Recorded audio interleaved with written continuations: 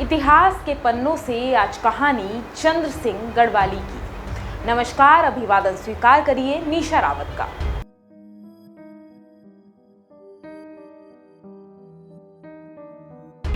तारीख थी 2 जून साल 1929, जब उत्तराखंड के कुमाऊं मंडल में गांधी जी की एक सभा चल रही थी। इस सभा में एक शख्स गोरखा टोपी लगाए बैठा था। गांधी जी ने गोरखा टोपी वाले को देखकर ये कहा, गोरखा हैट पहने मुझे डराने के लिए यहाँ पर कौन बैठा है। गांधी की बात सुनकर वो शख्स खड़ा हुआ और बोला कि सफेद टोपी मिले तो वो भी पहन सकता हूँ।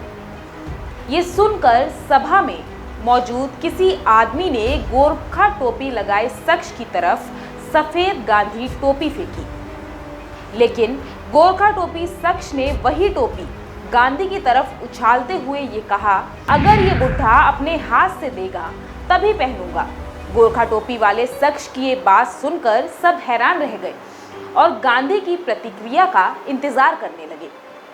लेकिन गांधी ने हाथ आगे बढ़ाते हुए उस आदमी की इच्छा पूरी की और ये कहा कि अगर आपके जैसे 4 लोग मुझे मिल जाएं तो देश बहुत जल्दी आज़ाद हो जाएगा।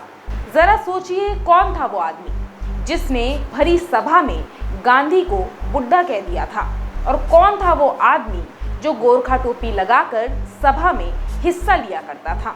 ये शख्स थे महान स्वतंत्रता सेनानी और पेशावर कांड के नायक वीर चंद्र सिंह गढ़वाली। चंद्र सिंह गढ़वाली के नाम का उल्लेख इतिहास के कई पन्नों में मिलता है और इन्हें पेशावर कांड जैसी ऐतिहासिक घटना के लिए भी याद किया जाता है। 25 दिसंबर 1891 में उत्तराखंड के गढ़वाल क्षेत्र में जलौद सिंह भंडारी के घर में एक बच्चे का जन्म हुआ। नाम रखा गया चंद्र सिंह गढ़वाली। दरअसल चंद्र सिंह के पिता काफ़ी गरीब थे और उन्हें पढ़ना लिखना भी नहीं आता था, इसलिए वह चंद्र सिंह को भी शिक्षित नहीं कर पाए थे। लेकिन चंद्र सिंह इतने मेहनती थे कि उन्होंने अपनी मेहनत से ही पढ़ना लिखना सीखा और वह किसी तरह पढ़ लिख कर सेना में भर्ती होने के लिए उत्तराखंड के लैंसडौन पहुंच गए। 3 सितंबर 1914 को चंद्र सिंह सेना में भर्ती हो गए। ये प्रथम विश्व युद्ध का समय था और इस दौरान अंग्रेज हुकूमत सेना में भर्ती हुए भारतीय जवानों को विश्व युद्ध में लड़ाई लड़ने के लिए फ्रांस भेजा करती थी। 1 अगस्त 1915 में चंद्र सिंह को भी अन्य गढ़वाली सैनिकों के साथ अंग्रेजों ने फ्रांस भेज दिया। चंद्र सिंह ने लगभग कई महीने फ्रांस में बिताए, लेकिन 1 फरवरी 1916 को वापस लैंसडाउन आ गए। इसके बाद चंद्र सिंह गढ़वाली ने सेना में रहते हुए मेसोपोटामिया, ब्रीजिस्तान और अन्य देशों का दौरा किया। सेना में अपने कार्यभार को लेकर चंद्र सिंह काफ़ी हद तक समर्पित थे और उनके इसी काम को देखते हुए उन्हें मेजर हवलदार के पद पर प्रमोट कर दिया गया था। ये सब जारी था कि अंग्रेजी हुकूमत ने चंद्र सिंह को पेशावर भेज दिया। उस समय पेशावर शहर में विदेशी कपड़ों व मालों के विरोध में खान अब्दुल जाफर खां के नेतृत्व में पठानों का जुलूस निकाला जाना था। 23 अप्रैल 1930 को पेशावर की सड़कों पर पठानों का जुलूस निकला, लेकिन इस दौरान एक अंग्रेजी सिपाही मोटरसाइकिल पर सवार होकर भीड़ को चीरता हुआ गुजर गया। इस हादसे में कई लोग घायल हुए। गुस्साई भीड़ ने सिपाही को दबोचकर पीटा और मोटरसाइकिल को आग लगा दी। मामला इतना बिगड़ा कि अंग्रेजी हुकूमत के कैप्टन रिकेट ने पठानों के आंदोलन को कुचलने के लिए गढ़वाल रेजिमेंट को आदेश देते हुए ये कहा कि गढ़वाली 3 राउंड फायर। लेकिन फिर कैप्टन रिकेट के ठीक बगल से एक और आवाज़ आई, गढ़वाली सीज फायर। ये आवाज़ और किसी की नहीं बल्कि चंद्र सिंह गढ़वाली की थी। चंद्र सिंह की आवाज़ सुनते ही 67 सिपाहियों ने अपनी बंदूकें जमीन पर रख दी। चंद्र सिंह गढ़वाली की सेना ने तो हथियार नीचे रख दिए थे, लेकिन बौखलाए अंग्रेजों ने गोरे सिपाहियों को कत्ले आम का आदेश दिया। पेशावर की सड़कों पर बड़ी संख्या में जाने गई और चंद्र सिंह गढ़वाली और उनके साथियों को गिरफ्तार कर लिया गया।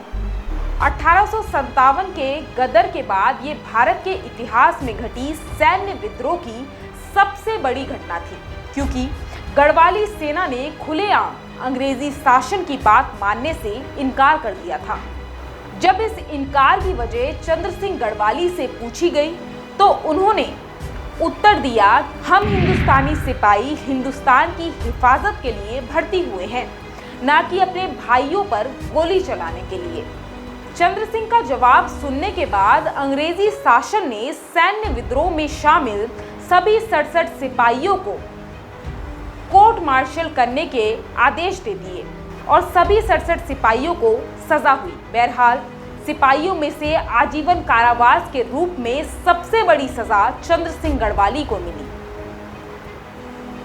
चंद्र सिंह के आजीवन कारावास की सजा की बात हर जगह पहुंचने लगी और इस पर बड़े राजनेताओं की प्रतिक्रियाएं भी सामने आने लगी। इस बीच महात्मा गांधी की आश्चर्यजनक प्रतिक्रिया सामने आई।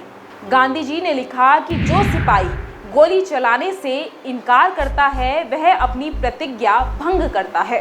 अगर मैं आज उन्हें हुक्म अदूली करना सिखाऊंगा तो मुझे डर लगा रहेगा कि शायद कल वो मेरे राज्य में भी ऐसा ही करे। ये वही गांधी थे जो चंद्र सिंह जैसे 4 लोगों को लेकर देश को जल्दी आज़ाद करा देने की बात सार्वजनिक रूप से कह चुके थे। गांधी के बाद जवाहरलाल नेहरू ने भी चंद्र सिंह गढ़वाली के साहसिक कृतज्ञ को कफत भावना से उपजा कांड बताया। इतिहास बताता है कि जेल में रहने के दौरान चंद्र सिंह गढ़वाली ने कभी भी इस बात की इच्छा नहीं जताई कि वे किसी भी बात से दुखी हैं, और डर तो मानो किसी चीज का था ही नहीं। चंद्र सिंह गढ़वाली हमेशा कहते थे कि मौत अवश्य भावी है तो उससे डरना मूर्खता है।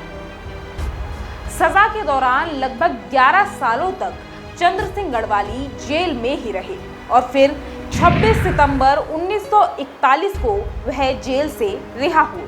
जेल से रिहा होने के बाद चंद्र सिंह गढ़वाली निरंतर देश की क्रांतिकारी आंदोलनों का हिस्सा बनते रहे। बात चाहे भारत छोड़ो आंदोलन की हो या फिर अन्य आंदोलनों की, हिस्सा लेने में चंद्र सिंह गढ़वाली हर जगह आगे थे। इतिहासकार बताते हैं कि साल 1942 में अगस्त के महीने में भारत छोड़ो आंदोलन काफी सक्रिय हुआ। इसमें भारत के युवाओं ने मुख्य तौर पर भाग लिया था।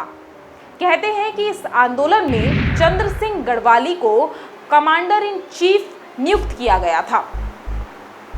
आंदोलन में मुख्य तौर पर चंद्र सिंह का काम युवाओं का नेतृत्व करना था। आंदोलन देश के कई शहरों में चला, लेकिन फिर इस आंदोलन के दौरान 6 अक्टूबर 1942 को एक बार फिर से चंद्र सिंह को गिरफ्तार कर लिया गया और उन्हें 200 रुपए जुर्माने के साथ 7 साल की सजा सुनाई गई। ये दूसरी बार था जब अंग्रेजी शासन चंद्र सिंह गढ़वाली को गिरफ्तार किया था। 3 साल बीत गए, चंद्र सिंह जेल में ही रहे, लेकिन फिर उन्हें रिहा कर दिया गया। रिहा करने के साथ ही अंग्रेजी शासन ने उनके गढ़वाल प्रवेश पर प्रतिबंध लगा दिया था, लेकिन चंद्र सिंह गढ़वाली कभी नहीं रुके। उन्होंने 1946 में गढ़वाल में प्रवेश किया और युवाओं को साथ लेकर भारत की आज़ादी की लड़ाई भी लड़ी। आज़ादी के बाद 1951 से 52 के बीच चंद्र सिंह गढ़वाली पौड़ी चमोली निर्वाचन क्षेत्र से कम्युनिस्ट पार्टी के उम्मीदवार के रूप में चुनाव भी लड़े, लेकिन उन्हें सफलता हासिल नहीं हुई। चुनाव में सफलता न मिल पाने के बावजूद चंद्र सिंह गढ़वाली ने उत्तराखंड के विकास के योजनाओं के लिए आवाज उठाई।